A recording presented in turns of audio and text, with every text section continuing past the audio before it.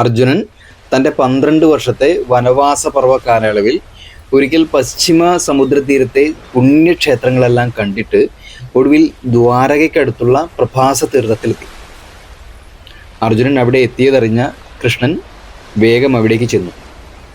ഇതുവരെയുള്ള യാത്രാവിശേഷങ്ങൾ ചോദിച്ചറിഞ്ഞ കൃഷ്ണൻ അർജുനനെയും കൂട്ടി തൻ്റെ സുവർണരഥത്തിൽ യാദവ രാജധാനിയായ ദ്വാരകയിലേക്ക് തിരിച്ചു.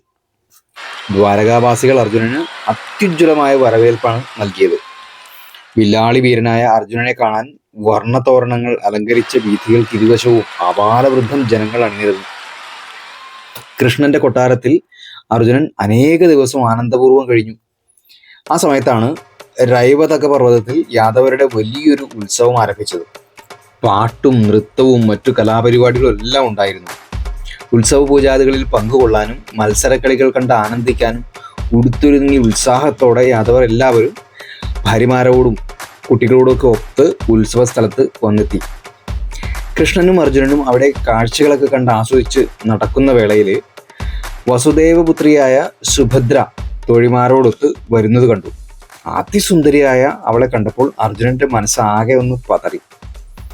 പ്രിയ തോഴിനെ നോക്കി ചെറുപുഞ്ചിരിയോട് കൃഷ്ണൻ ചോദിച്ചു, ഇപ്പോൾ താൻ സന്യാസിയാണെന്നുള്ള കാര്യം മറന്ന് സ്ത്രീകളെ നോക്കി നിൽക്കുന്നത് ശരിയാണോ ചങ്ങാതി?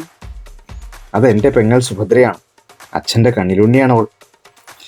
അർജുനൻ മിത്രത്തോട് പറഞ്ഞു, ക്ഷമിക്കണം, എന്തൊരു സൗന്ദര്യം കൃഷ്ണ, അവൾ എൻ്റെ ഭാര്യയായി തീർന്നാൽ സർവ്വ ഐശ്വര്യങ്ങളും എനിക്കുണ്ടാവും. ഇത് കേട്ട് കൃഷ്ണൻ പറഞ്ഞു, തനിക്ക് അങ്ങനെ ഒരു ആശയമുണ്ടെങ്കിൽ ഞാൻ അച്ഛനോടൊന്ന് പറഞ്ഞു നോക്കാം, ചിലപ്പോൾ നടന്നാലോ. അർജുനൻ പറഞ്ഞു, അവളെ എനിക്ക് ലഭിക്കുമെന്ന് ഉറപ്പാക്കാൻ എന്താണൊരു മാർഗം? ഒരു മനുഷ്യന് ചെയ്യാവുന്നത് എന്തും ഞാൻ ചെയ്യാം. കൃഷ്ണൻ പറഞ്ഞു, വിവാഹങ്ങൾ പല വിധമുണ്ട് ക്ഷത്രിയർക്കിടയിൽ. സ്വയംവരമാണ് പതിവ്. പക്ഷെ അതിൽ വധു ആരെ സ്വീകരിക്കുമെന്ന് പറയാൻ ഒരിക്കലും സാധിക്കില്ല. പിന്നെ ധീരനായ ക്ഷത്രിയൻ തനിക്ക് ഇഷ്ടപ്പെട്ട വധുവിനെ തട്ടിക്കൊണ്ടുപോയി വിവാഹം കഴിക്കുന്നതും തെറ്റല്ല. അർജുന, നിനക്ക് അവളെ അത്രയ്ക്ക് ഇഷ്ടമാണെങ്കിൽ ബലം പ്രയോഗിച്ച് കൊണ്ടുപോയിക്കോളൂ. ഞാനിതൊന്നും അറിഞ്ഞില്ലെന്ന് നടിച്ചേക്കാം, പോരെ? അങ്ങനെ അർജുനനും കൃഷ്ണനും കൂടി സുഭദ്രയെ തട്ടിക്കൊണ്ടുപോകാനുള്ള പദ്ധതി അങ്ങോട്ട് തയ്യാറാക്കി.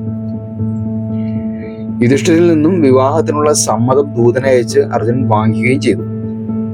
സുഭദ്ര പൂജയ്ക്കായി രൈവതക പർവ്വതത്തിൽ പോയിട്ടുണ്ടെന്നുള്ള കാര്യം കൃഷ്ണൻ രഹസ്യമായി അർജുനനെ അറിയിക്കുകയും ഇനി ചെയ്യേണ്ട കാര്യങ്ങൾ ഉപദേശിക്കുകയും ചെയ്തു. കൃഷ്ണന്റെ ഉപദേശം അനുസരിച്ച് കൃഷ്ണൻ കൊടുത്ത സ്വർണരഥത്തിൽ സുഗ്രീവനെന്നും ശൈബ്യനെന്നും പേരുള്ള വേഗതയേറിയ അശ്വങ്ങളെ ബന്ധിച്ച് വേട്ടയ്ക്ക് പോകുന്ന മട്ടിൽ ആയുധങ്ങളും നിറച്ച് ഉടൻ തന്നെ രൈവതക പർവ്വതത്തിലേക്ക് പുറപ്പെട്ടു. ദേവാരാധനയും പർവ്വത പൂജയും ഒക്കെ കഴിഞ്ഞ് സുഭദ്ര പരിവാരങ്ങളും ഒക്കെ ആയിട്ട് ദ്വാരകയിലേക്ക് മടങ്ങുന്ന സമയം പെട്ടെന്ന് അർജുനൻ അവരുടെ നേരെ രഥം കൊണ്ടുവന്ന് സുന്ദരിയായ സുഭദ്രയെ കോരിയെടുത്ത് രഥത്തിനുള്ളിലാക്കിയിട്ട് ഓടിച്ചുപോയി. തോഴിമാരും ഭടന്മാരും അമ്പരന്ന് നോക്കി നിന്നു. ഭടന്മാർ ഓടി രാജ്യസഭയിലെത്തി അർജുനൻ കാണിച്ച ധിക്കാരത്തെ പറ്റി സേനാധിപനെ അറിയിച്ചു. സേനാധിപൻ ഉടനടി പെരുമ്പറ മുഴക്കി ഈ വിവരം എല്ലാവരെയും വിളിച്ചറിയിച്ചു. അടിയന്തര സന്ദേശം കേട്ട യാദവീരന്മാർ ഭക്ഷണം കഴിക്കുന്നത് പൂർത്തിയാക്കാതെ നാനാഭാഗത്തുനിന്നും രാജ്യസഭയിലേക്ക് പാഞ്ഞെത്തി. എല്ലാ ധീരന്മാരും രാജ്യസഭയിലെത്തി അവരവരുടെ സ്ഥാനങ്ങളിൽ ഇരിപ്പുറപ്പിച്ചപ്പോൾ സൈന്യാധിപൻ അർജുനൻ ചെയ്ത അതിക്രമത്തെപ്പറ്റി വിവരിച്ചു പറഞ്ഞു. ഇത് കേട്ട യാദവീരന്മാർ അവരവരുടെ ഇരിപ്പിടത്തിൽ നിന്നും ചാടി എഴുന്നേറ്റ് ആക്രോശിച്ചു. കണ്ണുകൾ കോപം കൊണ്ട് ജ്വലിച്ചു.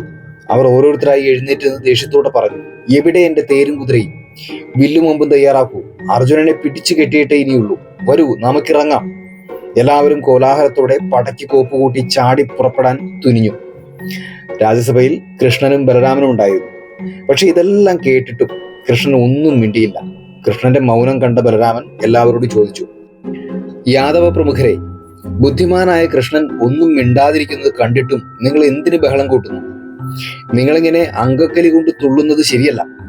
ബുദ്ധിമാനും വിവേകിയുമായ കൃഷ്ണൻ തന്റെ അഭിപ്രായം പറയട്ടെ. അതനുസരിച്ച് നമുക്ക് എന്താണ് ചെയ്യേണ്ടതെന്ന് തീരുമാനിക്കാം. ബലരാമൻ പറഞ്ഞതിൽ കാര്യമുണ്ടെന്ന് എല്ലാവർക്കും തോന്നി. പെട്ടെന്ന് സദസ്സ് ശാന്തമായി. എല്ലാവരും അവരവരുടെ ഇരിപ്പിടങ്ങളിൽ ചെന്നിരുന്നു. അപ്പോൾ ബലരാമൻ കൃഷ്ണനോട് ചോദിച്ചു, കൃഷ്ണ, നീ ഇവിടെ നടക്കുന്നതിനെല്ലാം സാക്ഷിയല്ലേ?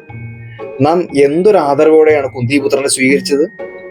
എന്നിട്ടും അവൻ കാണിച്ചത് മര്യാദയില്ലായ്മയല്ലേ? നമ്മളെയൊക്കെ അപമാനിച്ചുകൊണ്ടല്ലേ സുഭദ്രയുമായി കടന്നു കളഞ്ഞത്? പാല് കൊടുത്ത കൈക്ക് തന്നെ കുത്തുന്ന പാമ്പാണ് അവൻ. നിന്റെ ചെങ്ങാതിയല്ലേ അവൻ? ഉണ്ട പാത്രം ഉടച്ചെറിയുന്ന അവൻ കുടുംബത്തിൽ പെടുന്നവനാണോ? ബലരാമൻ കൃഷ്ണനോട് ഇപ്രകാരം ചോദിച്ചുകൊണ്ട് സഭയിലെ യാദവ പ്രമുഖരോടായി പറഞ്ഞു. യാദവരുടെ മുഖത്ത് അർജുനൻ കരിവാരി തേച്ചില്ലേ, അവനെ കൊല്ലണ്ടേ? സഭയിലെ എല്ലാ യാദവരും ബലരാമൻ പറഞ്ഞതിനോട് യോജിച്ചു. പടയ്ക്ക് പുറപ്പെടണമെന്ന് അവർ അട്ടഹസിച്ചു.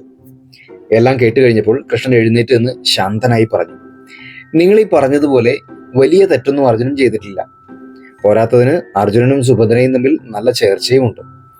ഇഷ്ടമുള്ള വധുവിനെ ബലമായി പിടിച്ചുകൊണ്ടുപോകുന്നത് ക്ഷത്രിയർക്കിടയിൽ പതിവുള്ളതല്ലേ? പിന്നെ ഈ ബന്ധുത്വം കൊണ്ട് നേട്ടവും നമുക്കല്ലേ? ഭരതവംശത്തിലെ ശന്തനുവിന്റെ പേരക്കിടാവായ അർജുനനേക്കാൾ മികച്ച വരനെ സുഭദ്രയ്ക്ക് കിട്ടുമോ? ഒന്ന് ആലോചിച്ചു നോക്കൂ നിങ്ങൾ. കൂടാതെ ശ്രീ പരമേശ്വരൻ ഒഴികെ ഈ ത്രിഭുവനത്തിൽ അർജുനനെ തോൽപ്പിക്കാൻ ആർക്ക് കഴിയും? അവനെ പിന്തുടർന്ന് യുദ്ധം ചെയ്യുന്നത് മണ്ടത്തരമാണ്. അവൻ നമ്മെ തോൽപ്പിച്ച് ഇന്ദ്രപ്രസ്ഥത്തിൽ എത്തിയാൽ അതിൽ പരം നാണക്കേട് വേറെ വല്ലതുണ്ടോ? മറിച്ച് സ്നേഹപൂർവ്വം അവനെ ചെന്ന് കൂട്ടിക്കൊണ്ടുവരികയാണെങ്കിൽ എല്ലാവർക്കും സന്തോഷത്തിനും സമാധാനത്തിനും ഇട നൽകുമെന്നാണ് എനിക്ക് തോന്നുന്നത്. ശ്രീകൃഷ്ണൻ അങ്ങനെ തന്ത്രപൂർവ്വം അർജുനനെ ന്യായീകരിച്ചു. ശ്രീകൃഷ്ണന്റെ വാക്കുകൾ കേട്ട് അത് ശരിയാണെന്ന് ബോധ്യപ്പെട്ട യാദവർ അർജുനനെ ദ്വാരകയിലേക്ക് കൂട്ടിക്കൊണ്ടുവന്നു. വിധി അനുസരിച്ച് അർജുനന്റെയും സുഭദ്രയുടെയും വിവാഹം സമംഗളം നടത്തി കൊടുക്കുകയും ചെയ്തു. പതിവ് പോലെ മഹാഭാരതത്തിൽ നിന്നുള്ള ഈ ഒരു സന്ദർഭവും നിങ്ങൾ നന്നായി ആസ്വദിച്ചു എന്ന് തന്നെ കരുതുകയാണ്. നിങ്ങളുടെ അഭിപ്രായവും നിർദ്ദേശങ്ങളും ഒക്കെ ഒരു കമൻ്റായിട്ട് കുറിക്കാൻ മടിക്കണ്ട. ഇഷ്ടപ്പെട്ടുവെങ്കിൽ, വീഡിയോകൾ ഇഷ്ടപ്പെട്ടു എന്നുണ്ടെങ്കിൽ നിങ്ങൾ ചാനൽ സപ്പോർട്ട് ചെയ്യുന്ന കാര്യം പരിഗണിക്കുക. വരുന്ന വീഡിയോകൾ നമുക്ക് കണ്ടുകൊണ്ടേയിരിക്കാം. മഹാഭാരത കഥകൾ കേട്ടുകൊണ്ടേയിരിക്കാം.